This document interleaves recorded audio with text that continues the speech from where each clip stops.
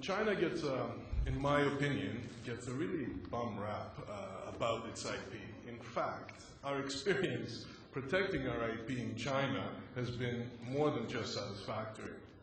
As you will see from the maybe 4.5 cases that I will talk about, we've been quite successful protecting our technology and our secrets, putting people in jail, and shutting down plants that had stolen our technology. So, but before I get into that, let me give you just a quick overview of who we are. We're a Canadian company. We're listed on the Toronto Stock Exchange. We started up in 1993, and we were the first company, the first foreign company that was allowed into China's rare earth industry, which is a very small sector, very obscure. Not a lot of people know about us, but you can take my word for it that without rare earths, none of the electronic devices in this room or at home or your cars would work and function. These are absolutely indispensable materials in everyday life. We bought into 2 joint ventures. We bought controlling interest in '93, and we started operating the joint ventures in '94. And we now, I guess you could consider us a medium-sized enterprise by Canadian standards, small by American standards. We have 2 businesses, one the 2 joint ventures, ZAMR and JAMR, and these stand for, ZAMR stands for Zibo Jiahua Advanced Material Resources. It's one of our joint ventures that produces rare earths in Shandong province. JAMR stands for Jianying Jiahua Advanced Material Resources, and it is in Jianying, in Jiangsu province, about halfway between Shanghai and Nanjing on the Yangtze River. MQTJ, these are 2 plants under the MQ acronyms. They take the rare earths that the other plants produce and convert them into high-performance magnetic materials. That business is very technology intensive. It's a former division of General Motors that were sold in the mid-90s. We bought this business in 2005, and it's done really, really well for us. You can find our products in every single hard disk drive, where we have 100% market share in the spindle motors, or you can find them in the buzzer vibration motors in your phones, Blackberries, and so on. Very widely applicable products. At the same time, we have built significant IP. In the magnetic materials business, we have an 85% market share in the world, and we have to rely on our IP to protect both our market share and our profitability. But you know, both businesses, we've had technology theft cases. As you can see from the map, we have a very Asian footprint. I mean, we really are an Asian company, primarily Chinese. Most of our people are in China, but we have sales offices in all the main markets that we serve.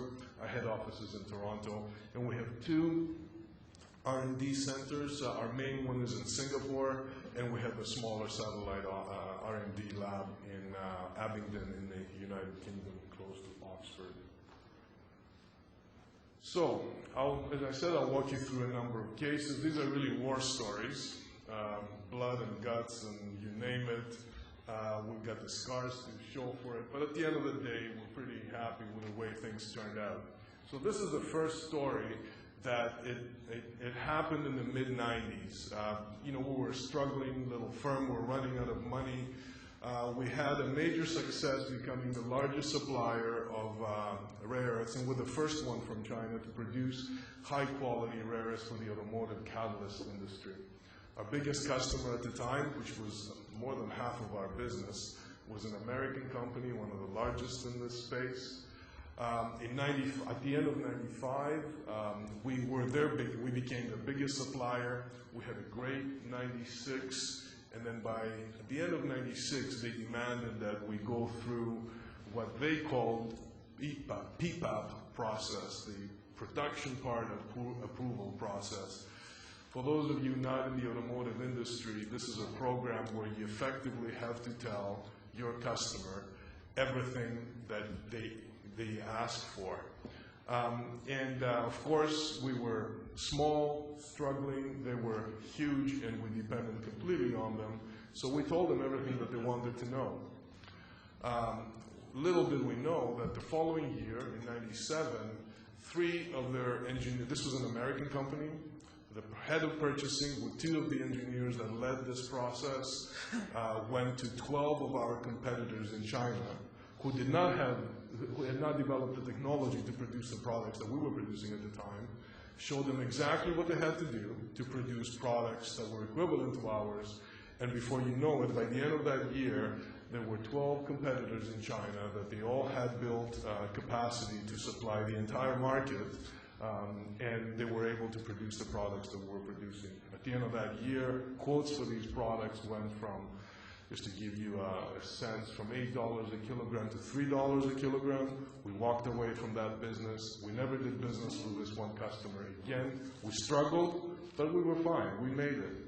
This one customer, however, they're still struggling in Chapter 11, and I guess I couldn't be happier. I don't want to be vindictive, but at the same time, it sort of shows you that sort of culture that permeated their relationship with us was not unique to their relationship with us. We worked with their competitors. We developed products for them that worked better than this one customer's products. Of course, being as vast as these guys were, we never sued them. I mean, it would have been silly. So we just walked away, sucked it up, and went on to the next project. So I keep the titles are sort of relevant here for each case. There's as you can tell from my name, which all my Chinese friends have all kinds of trouble pronouncing. It's Greek, and there's a Greek proverb, or rather there's an ancient Greek saying that the arrows usually come from people that you're familiar with, friends, relatives, customers, etc. So I tried to structure this presentation about the number one lesson that we've learned, that the problems that we had to deal with sort of had a link that was really close to us, either our own employees or our customers or someone really close to us that was at the heart of each problem. So